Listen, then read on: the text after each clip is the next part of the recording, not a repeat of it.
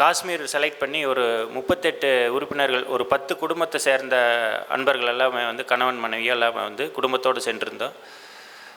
அங்கே போய் புல்மார்க்கில் வந்து ஒரு நாள் நாங்கள் வந்து டைம் ஸ்பெண்ட் பண்ணோம். ஏன்னா நாங்கள் வந்து ஒரு பனி மிகுந்த பகுதியில் பனிக்கட்டிகளில் ஒரு எங்கள் குழந்தைகள்லாம் வந்திருந்ததுனால அவங்களோட வந்து அவங்களுக்காக என்ஜாய் பண்ணிவிட்டு, அங்கே காஷ்மீரில் வந்து ஆப்பிள் விளைவிக்கிற பூமி, நீங்கள் நிறைய பேர் கேள்விப்பட்டிருப்பீங்க.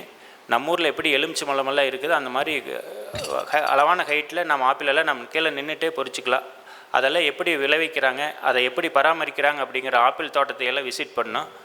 அதை முடிச்சுட்டு அங்கே ஃபுல்லாகவே நம்ம எப்படி இங்கே நெல்லெல்லாம் பயிரிடுறோமோ அது மாதிரி அங்கே வந்து கடுகு பயிரிடுறாங்க. கடுகு தான், ஃபுல்லாக கடுகு தான். அந்த கிளைமேட்டுக்கு தகுந்த மாதிரி கடுகு, அந்த கடுகு தோட்டங்களையெல்லாம் பயிரிடுறதையெல்லாம் பார்த்து தெரிஞ்சுட்டு 3ஆவது நாள் வந்து இப்போ நம்ம உலகமே பேசிகிட்டு இருக்கிற பகல்காம் போனோம். பகல்காம் வந்து ஒரு பெரிய பள்ளத்தாக்கு, குதிரையில் தான் நம்ம போகணும். ஒரு 14 கிலோமீட்டர் ட்ராவல் பண்ணணுங்க அந்த அடர்ந்த காட்டு பகுதியில், பள்ளத்தாக்கில். அந்த பகுதியில் நம்ம கூட வந்து இந்த குழந்தைகளை பெரும்பாலான பேர் அந்த குதிரையில் போய் பார்த்துட்டு இருந்தாங்க. ஒரு சில பேர் நாங்கள் பக்கத்துலேயே பள்ளத்தாக்கில் அமர்ந்திருந்தோம்.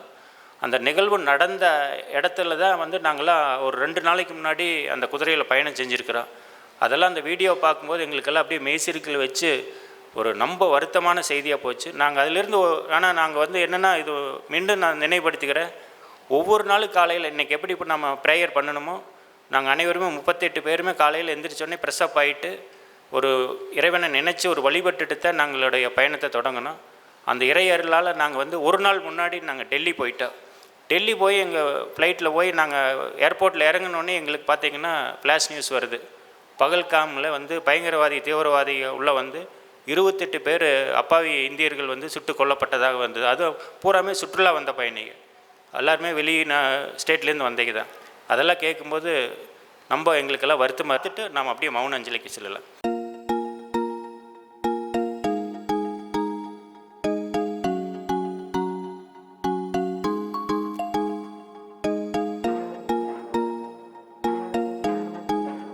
என்னைக்கு பால் கறவை நிறுத்துறீங்களோ, சோத்துக்கத்தாழை சுண்ணாம்பு மஞ்சளை அரைச்சி ஒரு 3 அல்லது 4 நாட்களுக்கு தினம் 2 வேளை மடியில் தடவணும். கறக்க போகிறதில்ல, பாலை நிறுத்தியாச்சு.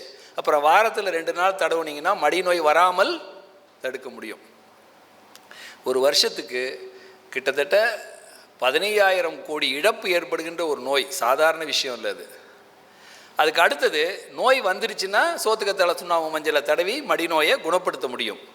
இதை விட ரொம்ப முக்கியமானது, கல் மாதிரி இருக்குது சார், ஏற்கனவே எங்கேயோ பண்ணியிருக்காங்க, நான் மாடு செனையாக இருக்கும்போது வாங்கிட்டு வந்தேன்னா, இந்த மருத்துவத்தை 30 நாள் தொடர்ந்து ஒரு நாளைக்கு 2-3 வேளை நீங்கள் தொடர்ந்து நல்லெண்ணெயில் கொதிக்க வச்சு போட்டுக்கிட்டே இருந்தீங்கன்னா அந்த கல் மாதிரி இருக்கிறத பண்ண முடியும். வரும் நோயை தடுக்கும், வந்த நோயை தீர்க்கும், கெட்டுப்போன அவயங்களை மீட்டு கொண்டு வரும். இதை விட ஒரு மருத்துவம் என்னங்க செய்யணும்?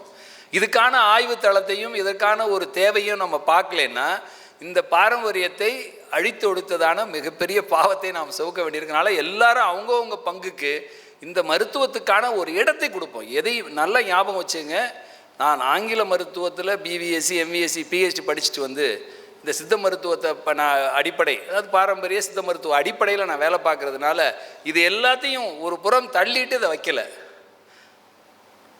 மருத்துவம் என்பது எது வேலை செய்கிறதோ அதெல்லாம் உள்ளே கொண்டு வரணும். அது ஆங்கிலத்தில் சொல்வதென்றால் எந்த ஒரு மருத்துவ முறையையும் சிறந்ததென்று ஒன்றை ஒதுக்கி தள்ளுவதெல்லாம் நம்முடைய நோக்கம். அதுக்கு என்ன சொல்கிறேன்னா, we are not talking about the superiority of any medicine. இது பெருசு அது சின்னது அப்படிலாம் சொல்லலை. we are talking about the plurality of approaches. எல்லாத்துக்கும் ஒரு வாய்ப்பு இருக்கணும். எதுக்கெல்லாம் எது தேவையோ அது வந்து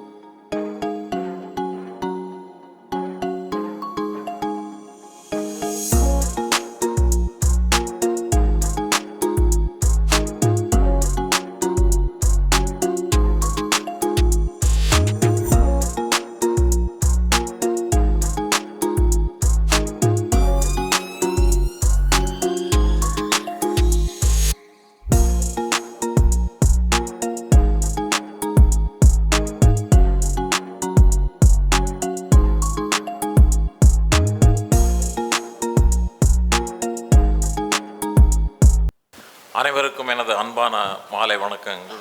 இன்று நமது 85வது மாதாந்திர கலந்தாய்வு கூட்டத்தில் கலந்து கொண்டுள்ள சிறப்பு விருந்தினர் திரு புண்ணியமூர்த்தி அவர்களுக்கு எங்களது நன்றியை தெரிவித்துக் கொள்கிறோம். அவர் அசசபிள், அஃபோர்டபுள் அண்டு ப்ரிடிக்டபிள் என்று 3 தலைப்புகளில் பேசினார்கள். அவர்கள் இந்த